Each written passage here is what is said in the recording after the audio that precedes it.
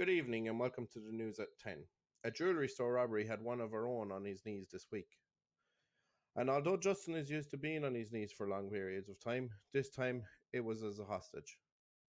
The two armed gunmen kidnapped Justin and held him hostage inside the jewellery store for over 15 minutes.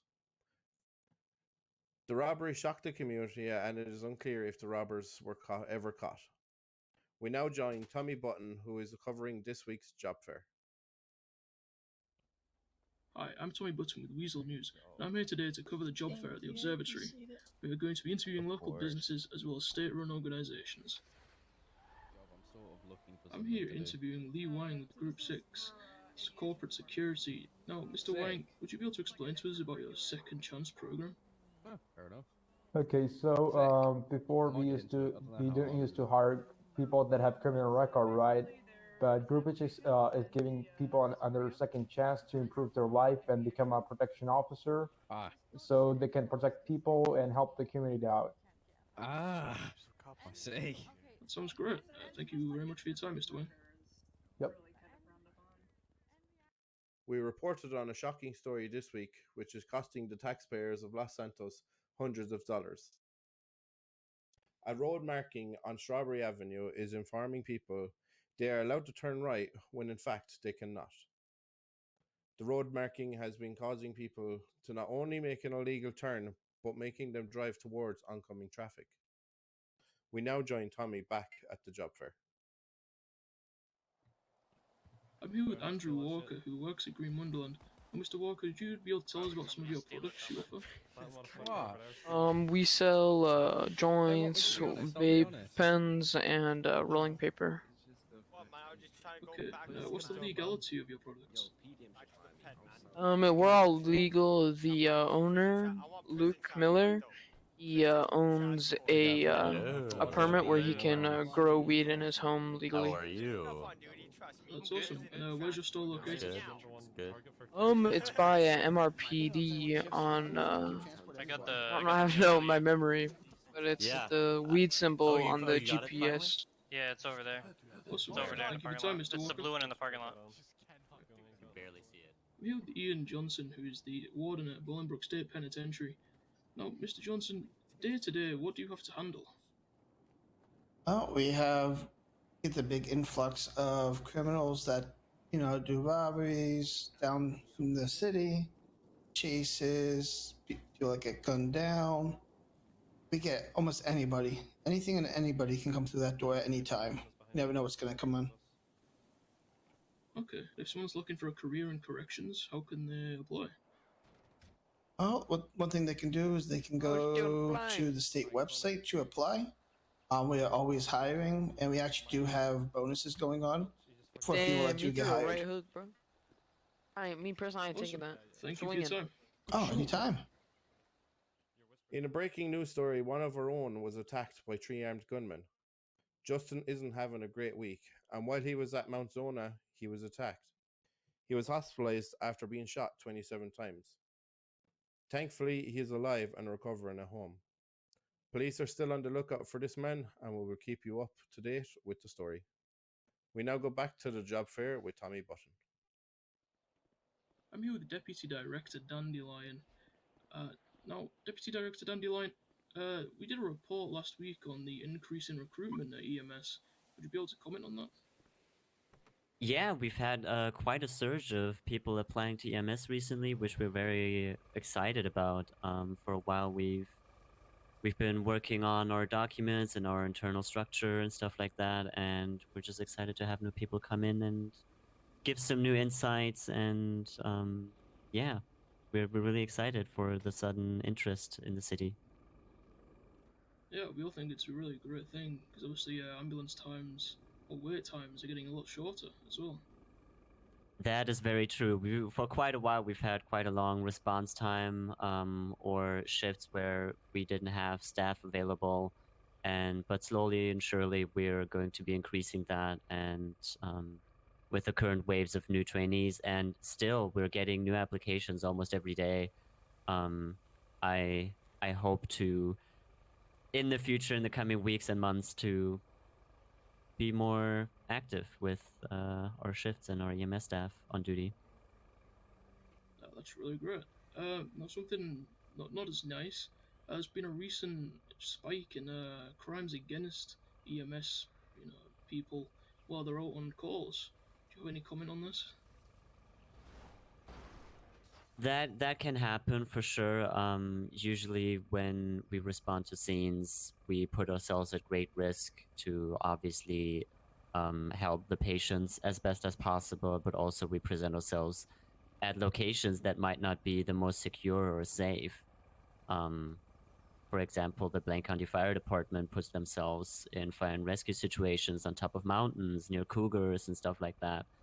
And when shootings happen on the south side and stuff like that, or PD situations happen, we're usually on scene as well, and sometimes it can get quite dangerous for people.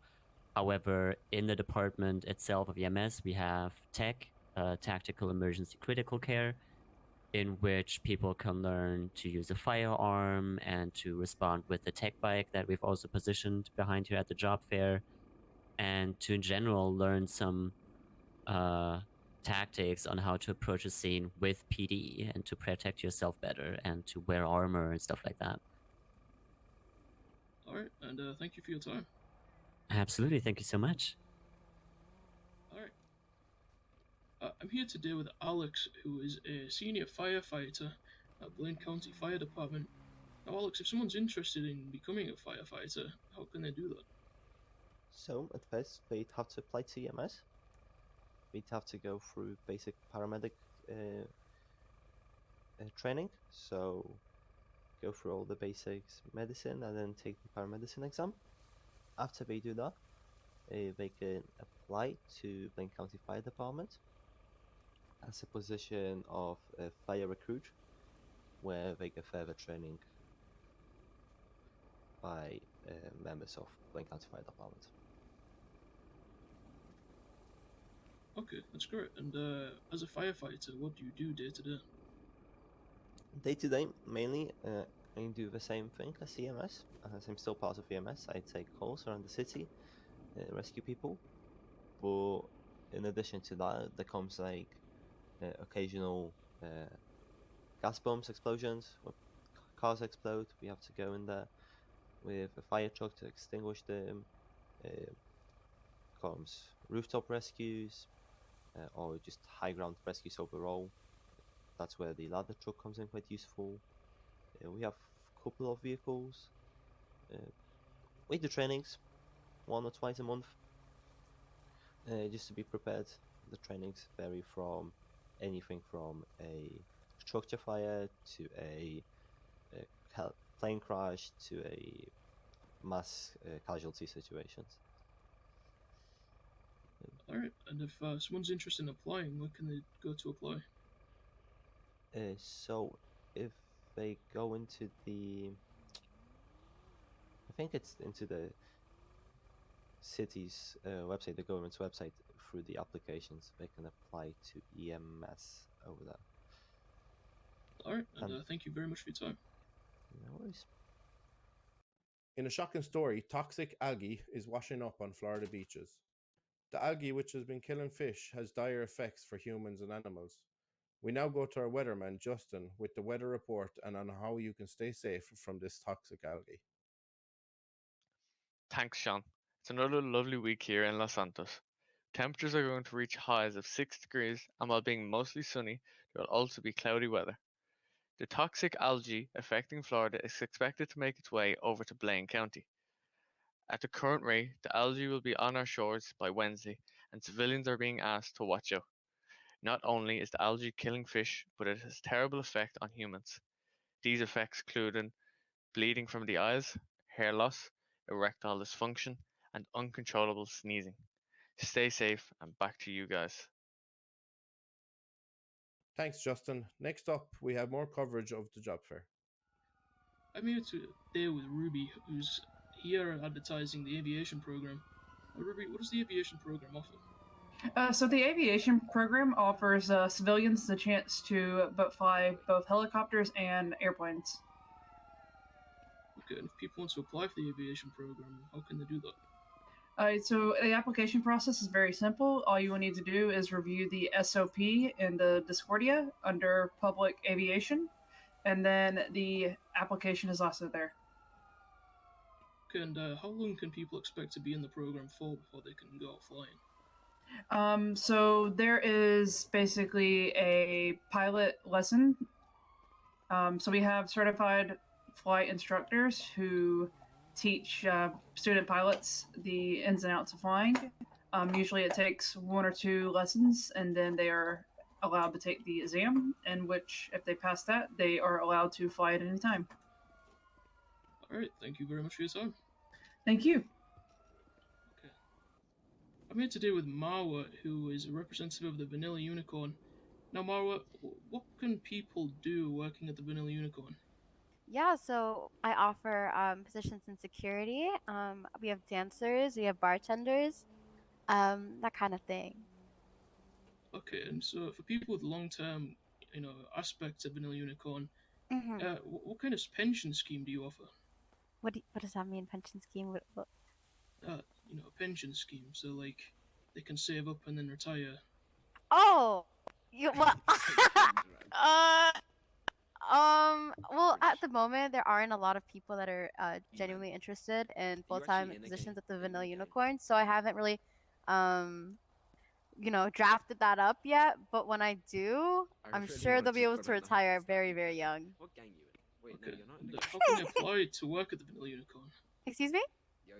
How can they apply to work at the Vanilla Yeah, Unicorn? so just reach out to this number, or just 438-7323. And I'm more than willing to interview or even just like get to know any applicants. Alright, Mo, thank you for your time. Yeah, thank you. It's that time of year again, and we just want to remind everyone to stay safe. Drink driving numbers increase around the holidays, so don't be an idiot. On a lighter note, Merry Christmas from all of us at Weasel News. Now we join Tommy for the final coverage of the job fair. I'm here with Dick from PDM. Now, Dick, if people are interested in applying to work at PDM, how can they do that? Yeah, so just like any other job, come into the shop, find someone that's working, ask them about the interviews, and then we can give you out the form, and then you can submit it. And day to day, what would they be doing if they worked at PDM? Basically, just sort of hang out, chat to people. If they have questions about cars, they come in, send people out on test drives or sell them cars, stuff like that. Alright, thank you very much for your time. No problem, thank you. This has been Weasel News at the job fair. I've been Sean Miles, and thank you for joining us for the news at 10. Good night.